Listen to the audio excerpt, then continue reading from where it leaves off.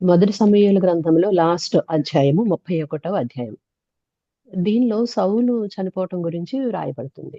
నాకు ముందు అనిపించింది, ఎందుకు ఈ చనిపోయిన వాళ్ళ గురించి చెప్పుకోవడం, చక్కగా సౌలు ఇజ్రాయేలీయులకి మొదటి రాజుగా అభిషేకం పడ్డాడు కదా, సో అతని గురించి, అతని జయాలు విజయాల గురించి చెప్పుకుంటే బాగుంటుంది కదా అని ముందు అనిపించింది. ఎందుకు మరి ఈ యొక్క అధ్యాయాన్ని 2-3 సార్లు మళ్ళీ చదవాలని ప్రేరేపింపబడ్డాను, అలాగే చదివాను.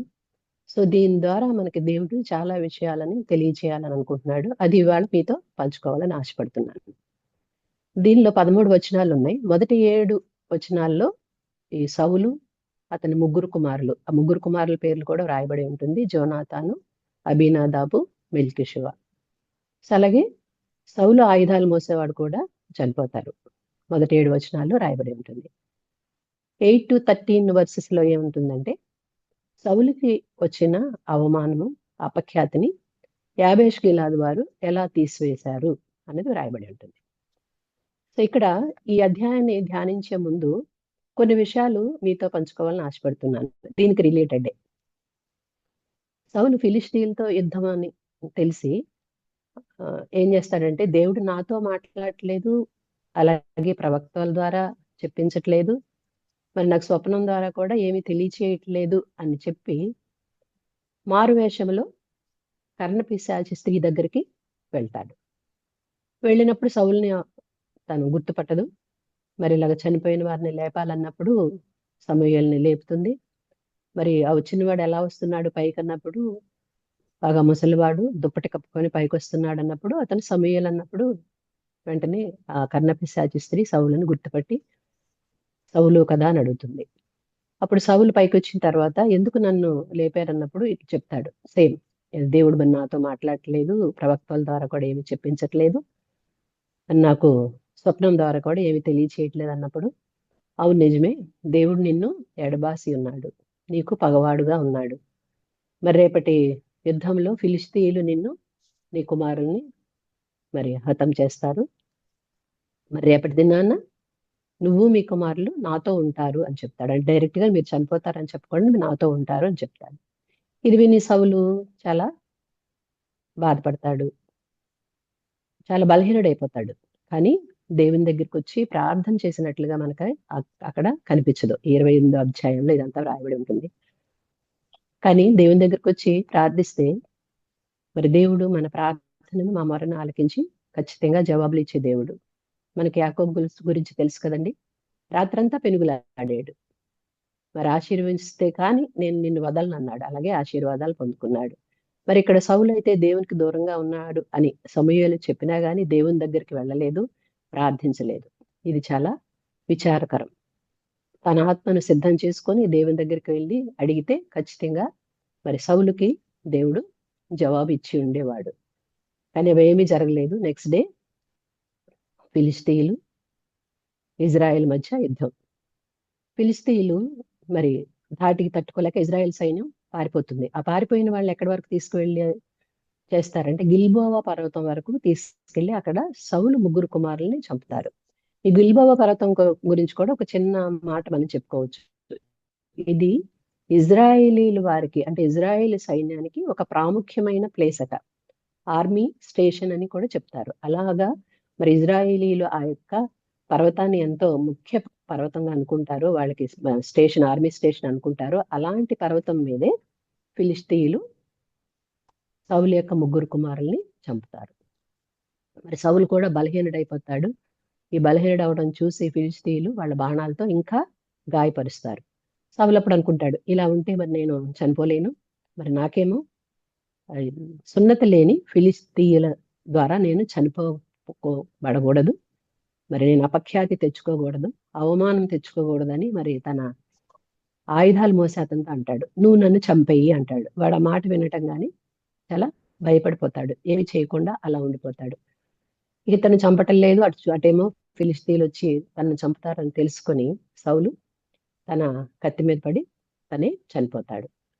చాలా మంది కామెంటేటర్స్ ఏమంటారంటే సౌలు సూసైడ్ చేసుకున్నాడు అని.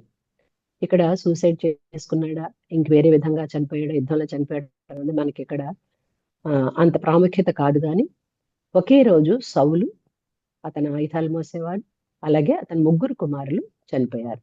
సమూయేలు చెప్పినట్లుగా జరిగింది ఇక్కడ. ఇది చూసి లోయ అవతలున్న ఇశ్రాయేలీలు, అలాగే యోర్ధాన్ అవతలున్న ఇశ్రాయేలీలు అందరట భయపడిపోయి తమ నివాస గృహాలు విడిచిపెట్టి మరీ పారిపోతారట. అంటే ఏంటి, ఇక్కడ మొదలుకొని లోయ నుంచి మొదలుకొని ఆ చివరెక్కడో ఉన్న యోర్ధాన్ అవతల ఉన్న ఇశ్రాయేలీల వరకు మరి భయపడిపోయి పారిపోయినట్లుగా చూస్తాం. పారిపోయిన తర్వాత ఫిలిష్తీయులు ఈ ఇజ్రాయేలీల నివాస గృహంలో వచ్చి కాపురం ఉంటారు అని వ్రాయబడి ఉంది.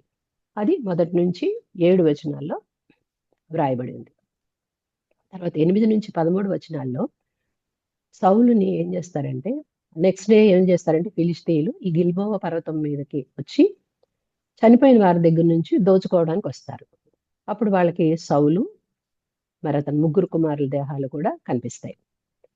సౌలు ఆ యొక్క తలని నరికేసి ఏం చేస్తారంటే ఫిలిష్తీయుల దేశంలో నలుమూలలా మరి త్రిప్పుతారు. ఎందుకంటే ఇజ్రాయెల్ మీద విజయానికి సూచనగా, విజయానికి సంకేతంగా ఆ యొక్క తలను ఫిలిష్తీయుల దేశంలో నలుమూలలా తిప్పటానికి పంపిస్తారు. మరి అతని మొండాన్ని తీసుకొచ్చి బేత్షాను పట్టణపు గోడకి తగిలిస్తారు. అలాగే అతని ఆయుధాలను తీసుకొచ్చి అష్టారోతు దేవి గుడిలో ఉంచినట్లుగా ఇక్కడ మనకి వ్రాయబడి ఉంది. మరి అలాగే యాబేష్ గిలాద్ వారు వచ్చి ఈ యొక్క సౌలు మొండాన్ని, అలాగే 3 కుమారుల దేహాలని వారి యొక్క దేశంలో అంటే యాబేషు పట్టణమునికి తీసుకొచ్చి పాతి పెట్టారు. అలాగే అవమానాన్ని తీసివేశారు. అలాగే 7 రోజులు ఉపవాసం ఉన్నట్లుగా మనం ఇక్కడ చూస్తున్నాం. ఇక్కడ సౌలు యోనాతాన్ గురించి మనం చెప్పుకోవాలంటే వారిద్దరట చాలా బలాక్రమవంతులు, బలాఢ్యులు, పరాక్రమవంతులు, యోధులు, యుద్ధ నైపుణ్యం కలవారు అని ఇక్కడ 2 సమూయేలు మొదటి అధ్యాయంలో రాయబడి ఉంటుంది. దావీదు ఈ సౌలు కుమారులు చనిపోయిన తర్వాత ఒక విలాప గీతం పాడుతూ దానిలో ఇద్దరి గురించి రాస్తాడు. వారిద్దరట పక్షిరాజు కంటే వడిగలవారు, అంటే చాలా వేగంగా పరిగెత్తుతారట. అలాగే సింహం కంటే బలమైన వారు. సో ఇంత బలవంతులు, ఇంత వేగంగా పరిగెత్తేవారు ఫిలిష్తీయులతో ఆ యుద్ధంలో చనిపోయినట్లుగా మనం చూస్తున్నాం.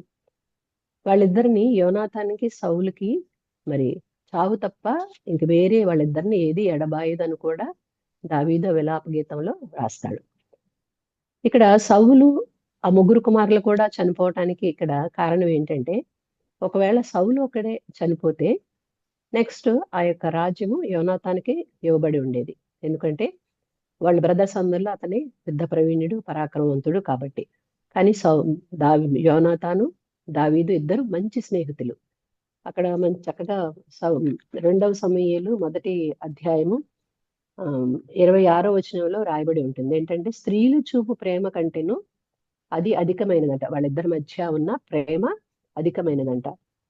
నా యందు ఉన్న జోనాతానుకున్న ప్రేమ బహు వింతైనది అని రాయబడి ఉంది. అంటే వాళ్ళిద్దరి మధ్య అంత ప్రేమ, అంత గాఢమైన ప్రేమ ఉందని రాయబడింది. మరి అలాంటి ప్రేమతో ఏం చేసి ఉండేవాడు జోనాతాను? ఖచ్చితంగా దావీదుకే రాజ్యాన్ని అప్పగించి ఉండేవాడు అని మనం అనుకోవచ్చు. దీనివల్ల ఏమవుతుంది, జోనాతానికి వాళ్ళ బ్రదర్స్ కి మధ్య భిన్నాభిప్రాయాలు వచ్చి ఉండేవి. అలాగే వారి మధ్య గొడవలు జరిగి ఉండేవి. ఇవన్నీ జరగకుండా ఏం చేశాడంటే దేవుడు సౌలుతో పాటు అతని కుమారులను కూడా మరి చనిపోయినట్లుగా చేశాడు. సో ఇంకొక కుమారుడు ఉన్నాడు, అదంతా పక్కన పెడదాము. ఇక్కడ రాసింది మనం చెప్పుకుందాం. అసలు ఈ కన్నపిశాచులు వాళ్ళు అన్నది దేవునికి హేయులు అని మనకి ద్వితీయోపదేశకాండం 18వ అధ్యాయం 10వ వచనంలో రాయబడి ఉంటుంది. కన్నపిశాచులు, సోదిగాండ్రు, మంత్రగత్తెలు, అలాగే ఇంద్రజాలికులు, ఇంకా చిల్లంగి వారు, వీళ్ళందరూ అన్న దేవునికి హేయులు. కానీ ఇక్కడ సౌలు దేవుని దగ్గరకు వచ్చి ప్రార్థించకుండా, దేవుని దగ్గర గోజాడకుండా ఏం చేశాడు? కన్నపిశాచి స్త్రీ దగ్గరికి వెళ్ళి ఏవైతే దేవునికి హేయంగా ఉన్నాయో వారి దగ్గరికి వెళ్ళే సహాయాన్ని కోరినట్లుగా మనం ఇక్కడ చూస్తున్నాం. మరి లోకాసు వార్త 18వ అధ్యాయం 1వ వచనంలో ఉంది, మీరు విసుకక నిత్యము ప్రార్థన చేయవలను, మరి దాని ద్వారా మనం ఆశీర్వాదాలను పొందుకోగలము అని చెప్పేసి. కానీ సౌలు అయితే దేవునికి దూరం అయిపోయాడు. ఎవరైతే అభిషిక్తుడిగా మరి మొదటి రాజుగా అభిషేకించబడ్డాడో ఆ యొక్క సౌలు దేవునికి దూరం అయిపోయాడు. అలాగే దేవుడు అతన్ని పగవాడుగా చూసినట్లుగా మనం చూస్తున్నాం. దాని ద్వారా ఆశీర్వాదాలు కోల్పోయినట్లుగా మనం ఇక్కడ చూస్తున్నాం. అలాగే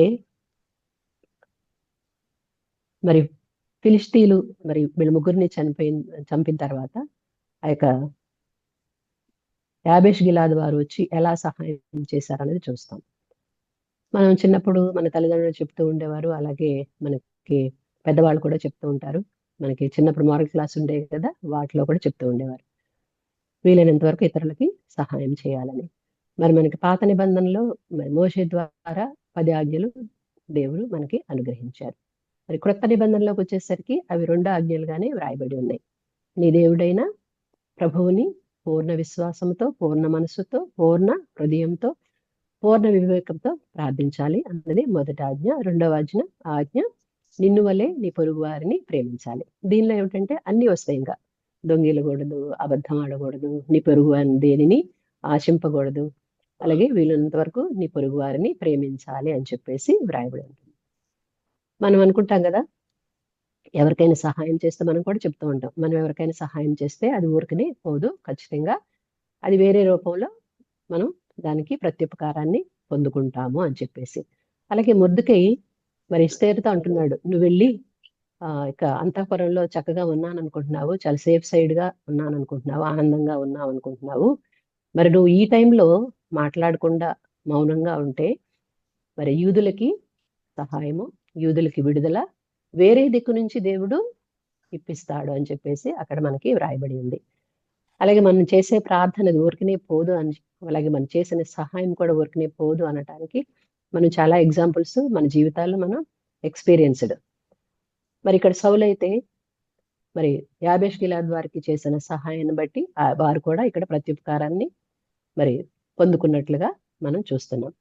మరి మన ముందు వచనాల్లో సౌలు అంటున్నాడు కదా, నేను సున్నతి లేని ఫిలిష్తీయులతో మరి చనిపోయేలాగా చేయకూడదు, అది నాకు అపఖ్యాతి తెస్తుంది, అపహాస్య పాలవుతాను అనుకుంటున్నాడు.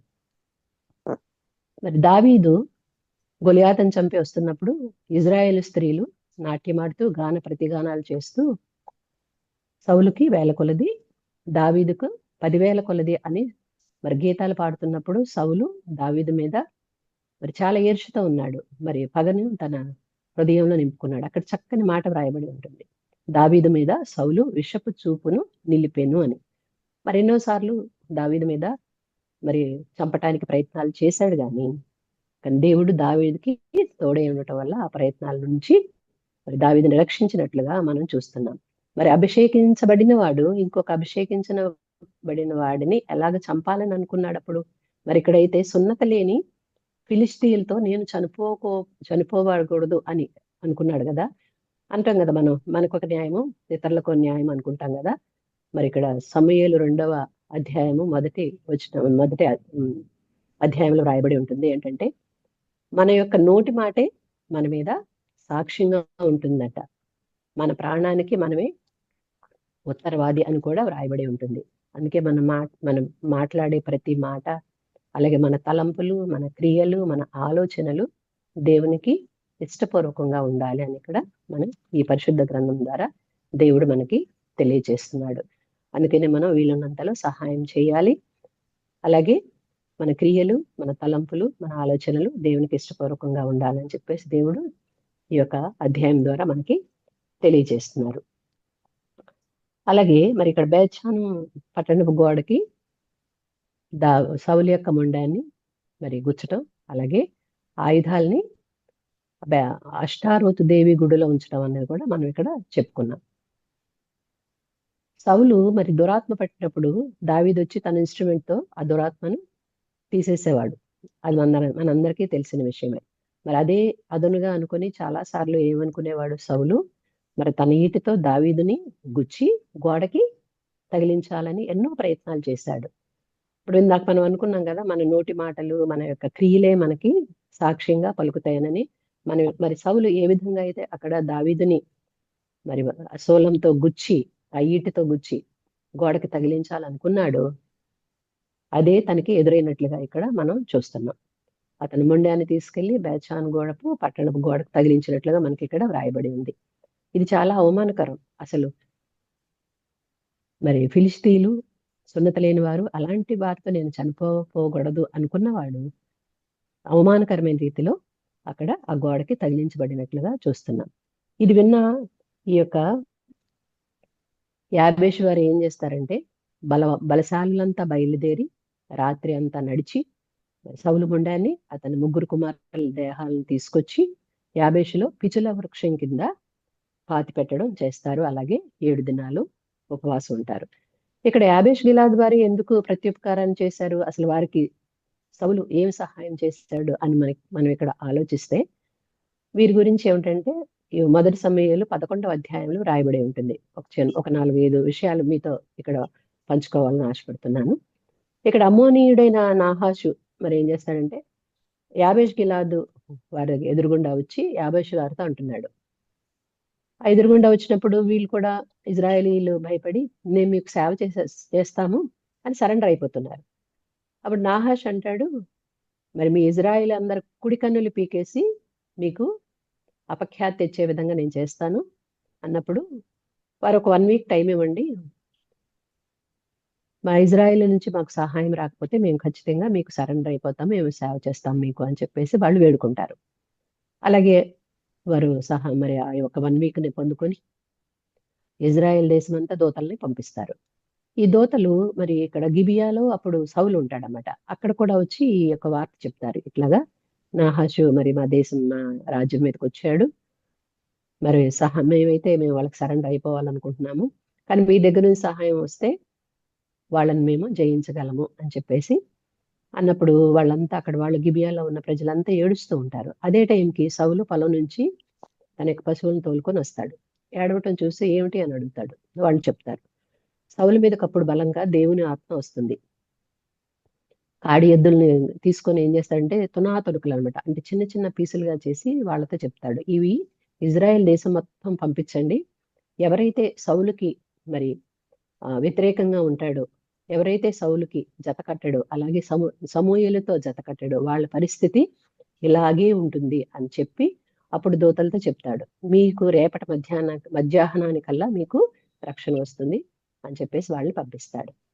అప్పుడు ఇజ్రాయేల్ వారిని లెక్క వేస్తాడు, అలాగే యూదుల వారిని కూడా లెక్క వేస్తాడు. ఇజ్రాయేలీలు 3 లక్షల మంది ఉంటారు, యూదులు 30,000 మంది ఉంటారు. వీళ్ళందరినీ ఏం చేస్తాడంటే 3 భాగాలుగా చేస్తాడు, అంటే 3 సమూహాలుగా చేసి తెల్లవారుజామునే బయలుదేరి అమ్మోనీయుల దండులోకి ప్రవేశించి వాళ్ళని హతం చేస్తాడు. వాళ్ళు మళ్ళీ 2-3గా అంటే జతలుగా మరి పారిపోకుండా వాళ్ళందరినీ చంపేసినట్లుగా మనం చూస్తున్నాం. అట్లాగా వాళ్ళు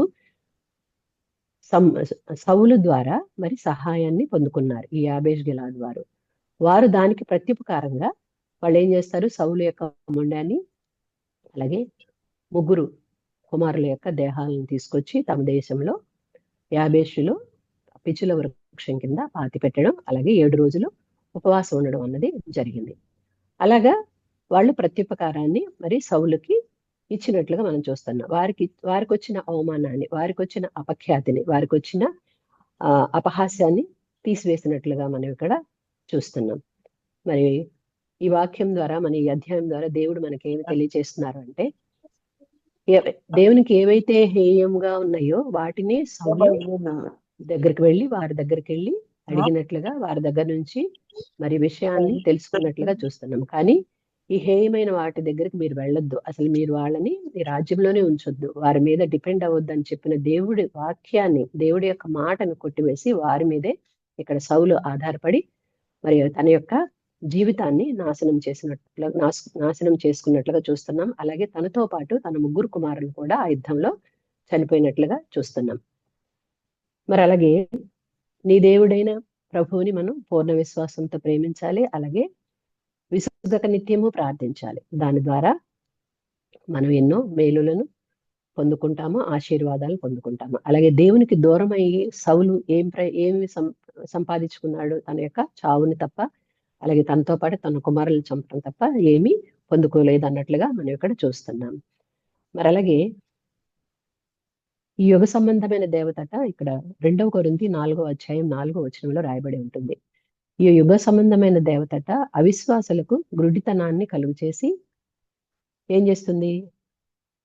మన మనోనేత్రాలకు గుడ్డితనాన్ని కలుగజేసి ఈ లోకంలో అసలు ఏం జరుగుతుందని తెలుసుకోనీయకుండా చేస్తుందట. ఏది ఉత్తమమో ఏది అనుకూలమో తెలుసుకోనివ్వదట.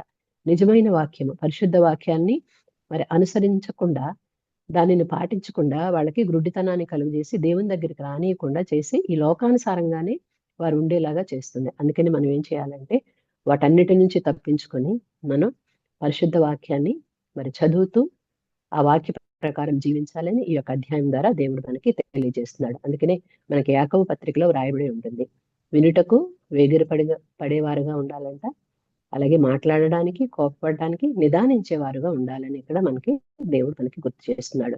అలాగే సౌలు చేసిన పనుల వల్ల ఎలాగ దూరమై మరి తను చనిపోయాడు, మరి దేవుడు ఇక్కడ గుర్తు చేస్తున్నాడు, అలాగే మనల్ని హెచ్చరిస్తున్నాడు. మరి అలా స్థితి మనం కలిగి ఉండకుండా దేవుని వాక్యాన్ని మనం విందాము, అలాగే వాక్యానుసారంగా జీవిద్దాము, అలాగే ఏది ఉత్తమమో ఏది అనుకూలమో తెలుసుకొని మనం ముందుకు సాగాలని దేవుడు ఈ యొక్క అధ్యాయం ద్వారా మనల్ని హెచ్చరిస్తున్నాడు. మరి దేవుడి ఈ వాక్యాన్ని దీవించును గాక.